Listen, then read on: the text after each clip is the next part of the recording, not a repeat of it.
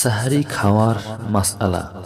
মুসলিম উম্মাহর সর্বসম্মতিক্রমে রোজার জন্য সেহরি খাওয়া মুস্তাহাব।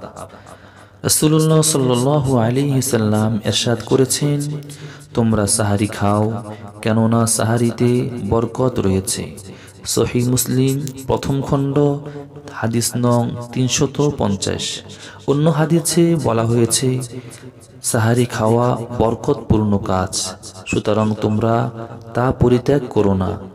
এক ডুব পানি দিয়ে হলেও সাহারি করো, কারণ যারা সাহারি খায় আল্লাহ তাআলা তাদের উপর রহমত বর্ষণ করেন এবং ফেরেশতারা তাদের জন্য রহমতের দোয়া করেন।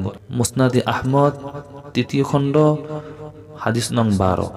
সাহারি খাওয়ার মাসআলা। মুসলিম উম্মাহর সর্বসম্মতিক্রমে রোজার জন্য সেহরি খাওয়া মুস্তাহাব। রাসূলুল্লাহ সাল্লাল্লাহু আলাইহি সাল্লাম ইরশাদ করেছেন, তোমরা সাহারি খাও, কেননা সাহারিতে বরকত রয়েছে। সহিহ মুসলিম প্রথম খণ্ড হাদিস নং 350। অন্য হাদিসে বলা হয়েছে, সাহারি খাওয়া বরকতপূর্ণ কাজ, সুতরাং তোমরা তা পরিত্যাগ করো না।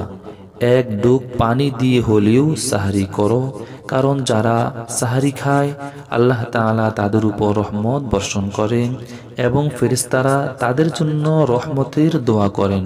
মুসনাদে আহমদ তৃতীয় খণ্ড হাদিস নং 12।